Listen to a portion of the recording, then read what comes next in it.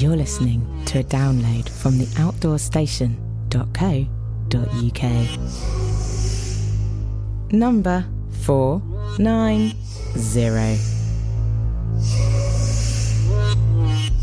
Hello and welcome back to part 2 of my fascinating interview with Jenny Wordsworth, who is probably better known by her maiden name, Jenny Davis. In part 1, we heard about her record attempt to be the fastest woman to reach the South Pole, and how, only a few weeks in, she was medivaced out with a bowel infection and peritonitis, which ultimately saved her life. In this podcast, our conversation continues, and we hear about the preparation a trip like this involves, how her endurance racing experience affected her approach to gear, much to the consternation of traditional thoughts, and how she was involved in changing the law in Iran so that women could legally be allowed to run in a public race. I hope you enjoy listening to this interview. All the details can be found over on the outdoorstation.co.uk podcast show notes, of course. We pick up where we left off, and I wondered how far she'd actually travelled before it all went wrong. Don't know the exact number. Probably just shy of 300, 280 or something. Okay. Yeah. The truth is, I was unlikely. I wasn't going to break the record anyway. I don't think the conditions felt like they were worsening rather than, improving. But I was carrying on anyway. I knew that, and I'd spoken to my dad about it, who was expedition manager. But I wanted to work hard to be able to be there, and I wasn't about to stop just because I wasn't going to, make it. Well, I think we should also let listeners know that obviously from a professional point of view, you're actually a lawyer, and I don't know how you manage to fit in all the training and the preparation as well as doing legal work, because legal work I know takes an immense amount of life from you. But how did you find the time to prepare for this in the first place, as well as obviously do all the research for the equipment? Oh, it's all a bit of a blur. We all know this, but you ultimately make time for the things that you love and you want to make happen. I'm the group head of legal for a renewable energy company here in the UK. We're listed on AIM, an exchange here based in London. They're called CIMEC Atlantis Energy. And I guess I'm really fortunate. The board there, the team there are very supportive of what I do.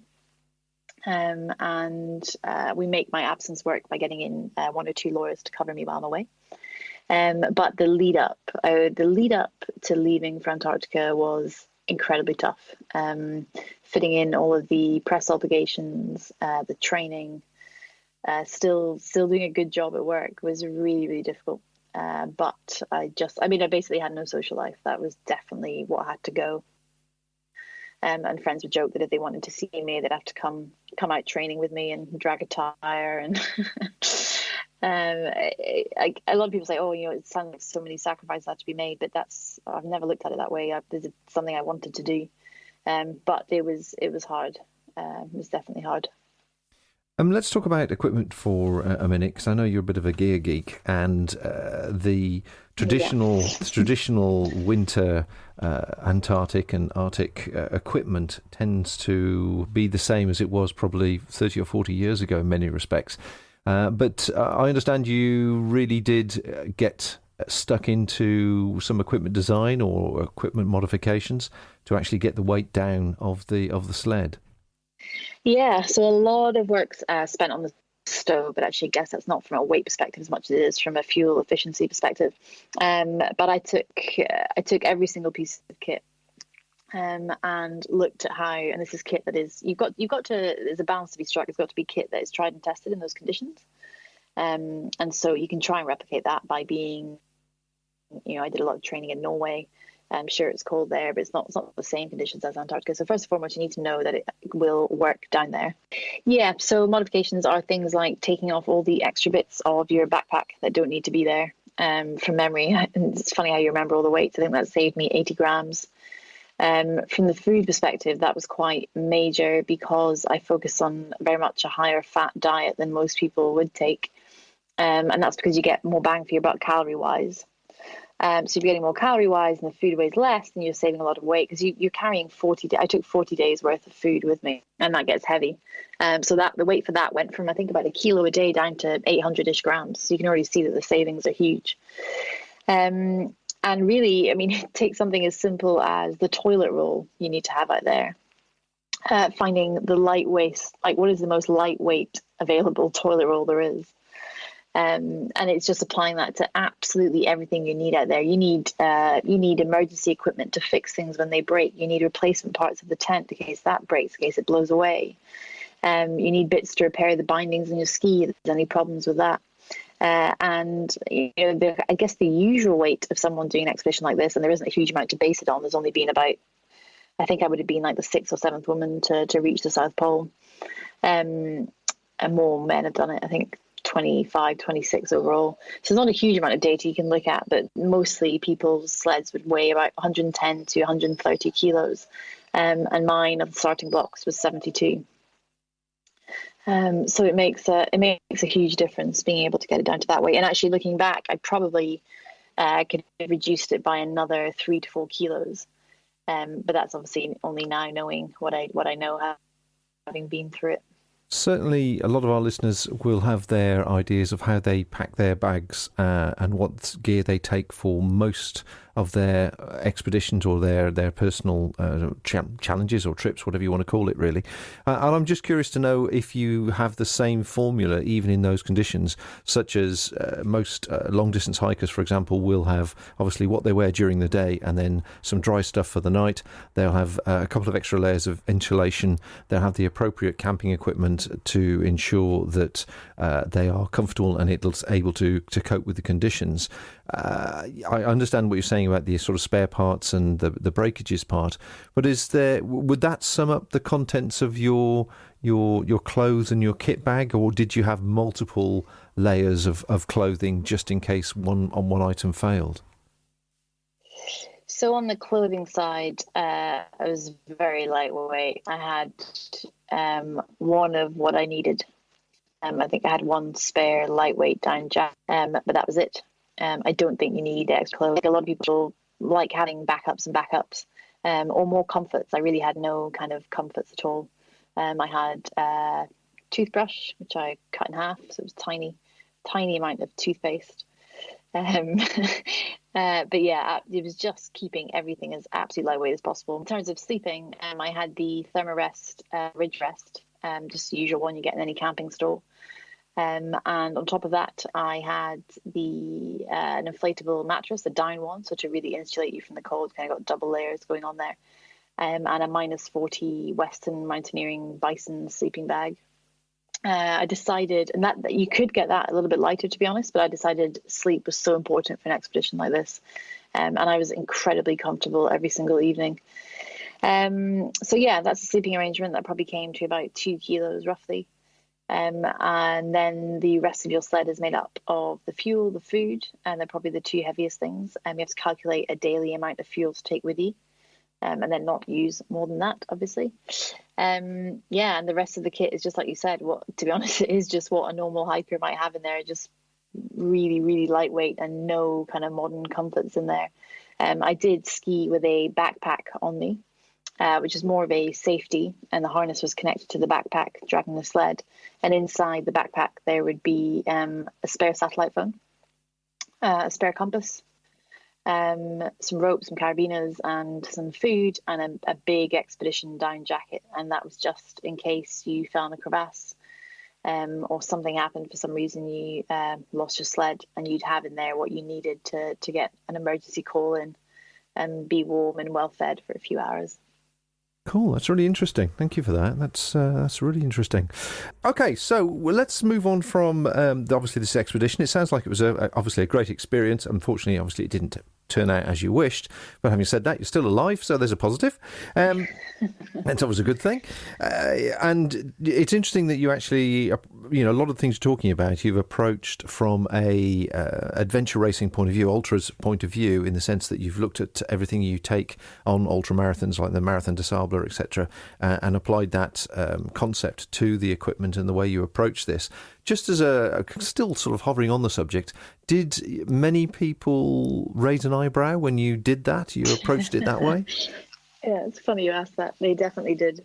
A lot of kind of polar travel experts were a little bit surprised at some of the kit choices I made or the options I went with.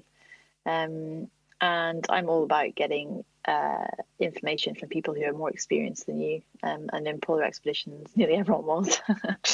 But you can't help. It's important to challenge these things and to ask the whys and why have you done it that way, and because I actually think this might work. And it did. Everything I took, there's next to nothing I would change in my kit or equipment. And actually, it sounds silly, but it actually made the failure in the expedition a little bit easier to deal with. That and my approach to the training, which is also a little bit different to most, they worked really well. And so I took a lot of comfort from that. But yeah, I did have a few raised eyebrows. Bringing the kind of background to ultra racing to polar expeditions. Yes, I can imagine there was somebody with handlebars moustache saying, "We just don't do it like that." Yeah, it's not far off. Yeah. So you touched on the training then. Again, just briefly, how much training did this take? I mean, are we talking 12 months, 18 months, 2 years? And is it a long, slow build-up of resistance training?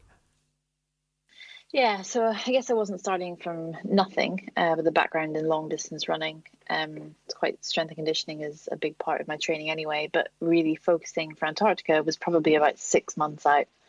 And that was attempting to put muscle on.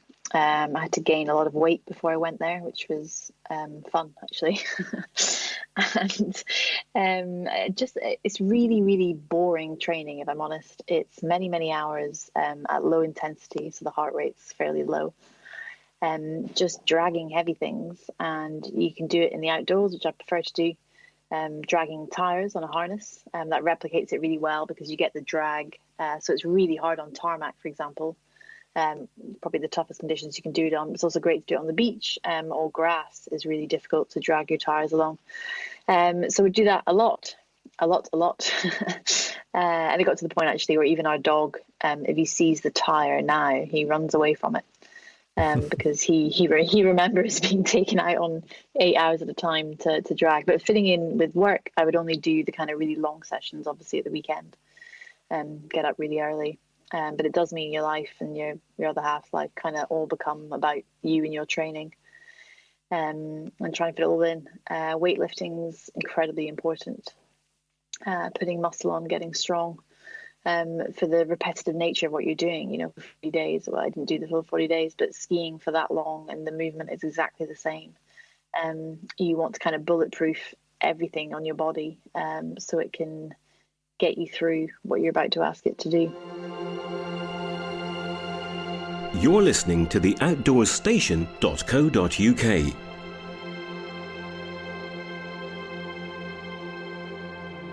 The home of UK-based audio and video podcasts for lovers of the great outdoors everywhere.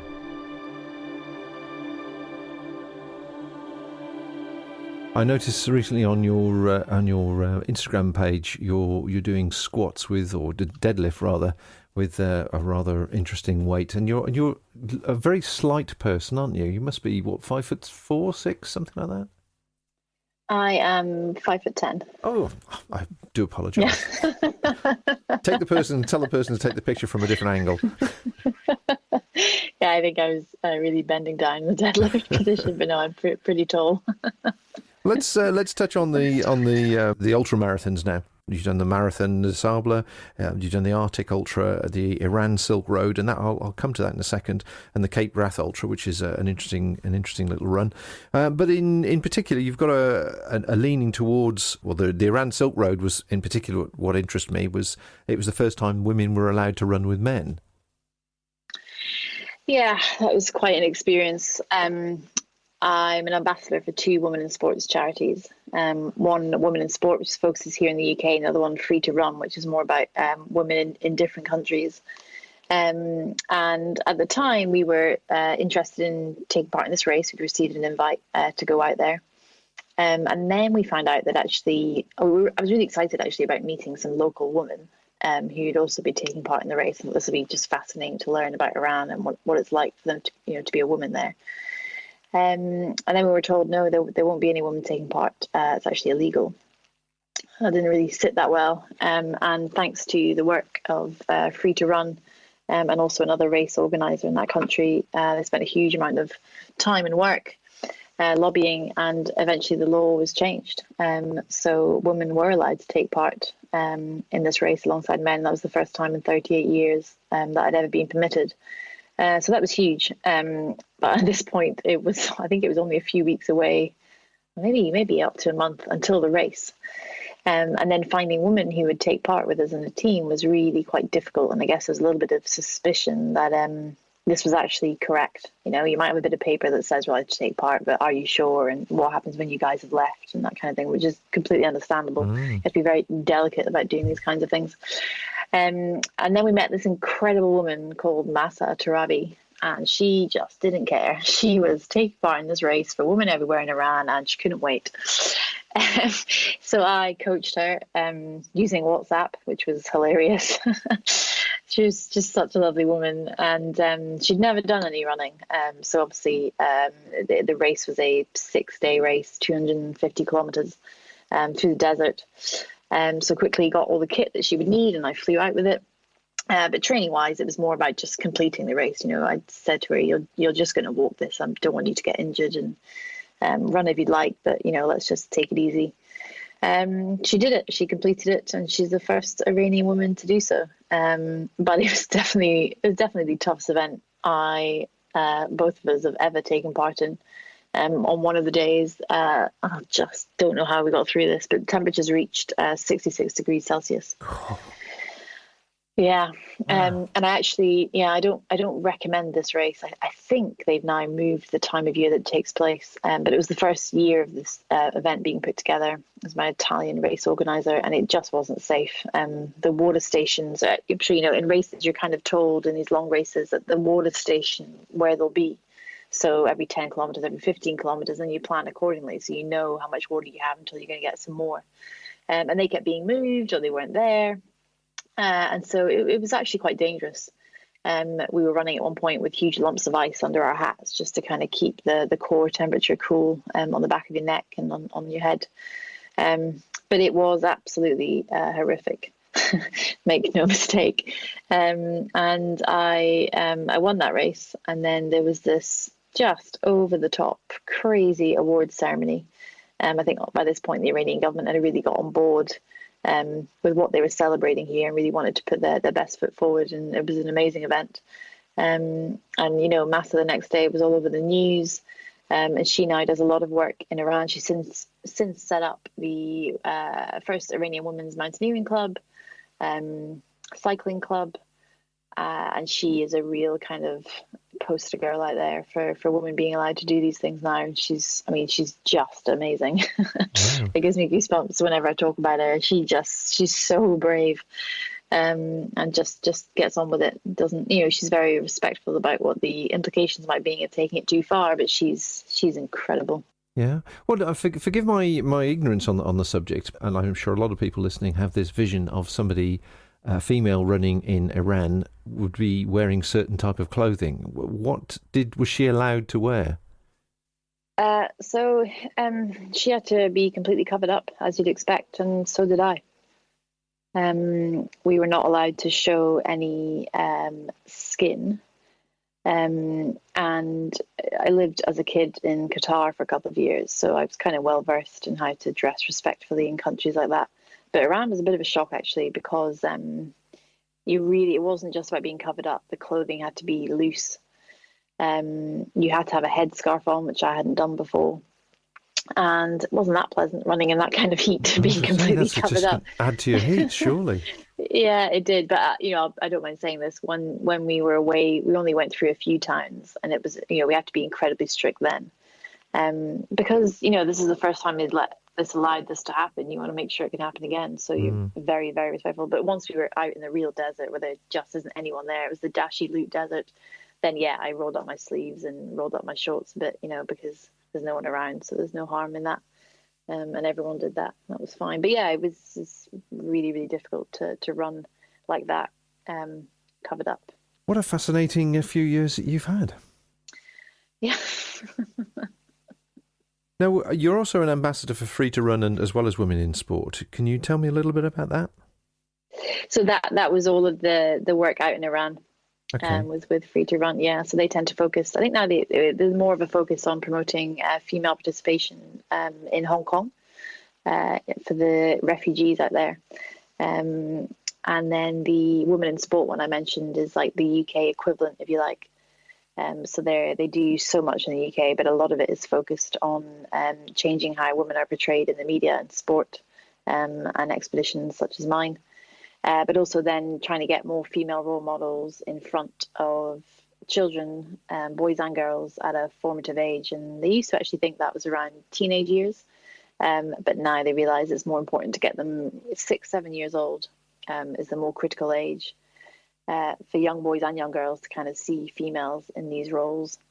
Well, congratulations for everything you do, because I don't know how you fit it in with normal life as well. Perhaps you don't have a normal life, actually, thinking about it. I think you, by the sound of it, you've got the dog, and that's probably about it. Just as a sort of aside, again, a curious one from my point of view, and I'm sure many listeners as well. When it comes to getting sponsors and the administration that goes on by when you're in somebody in your position, as in somebody that's grown from endurance racing and then gained sponsors and gained not so much followers, but done it's the financial support I was thinking of, really. Could you just explain? Is it fairly easy to obtain sponsors and support for these projects that you do and other things you're involved in, or is it a real hard sell? I always say, actually, I don't think it's a hard sell. A lot of companies want to work with women who are doing these kind of things, maybe perhaps more so at the moment than they do men, which we should, all women out there who are thinking of doing like this, you should use to your advantage. A lot of it, it's not even to do, I don't think, with the network you might have or not have. One of my second biggest sponsor was because I was sitting at my laptop one morning. I was having breakfast, which is what I always have for breakfast, which was part of breakfast was an Atkins protein bar. And I sat there eating it and thought, do you know what? I'm just going to drop them an email and tell them I use your bars a lot and I'm doing this thing in Antarctica and I was wondering if we could speak about it. And that was actually just a contact form on their website and the rest is history. So it's not... you can make it happen if you want to make it happen. It is a huge amount of work. You get a lot of knockbacks, and a lot of it can be like you've just missed the boat in terms of the budget timing for that company, and they've allocated the budget for that year, and you're a bit too late. So it's a lot of work. And I had a period of time where I had all the funds confirmed, and then one of it fell through, and so it's not easy. But it definitely helps having a platform, because when you are speaking to these companies, you're trying to demonstrate to them how they're going to get their return on the investment. They're not doing this from the goodness of their hearts. They want to see something out of it too, which is business and understandable.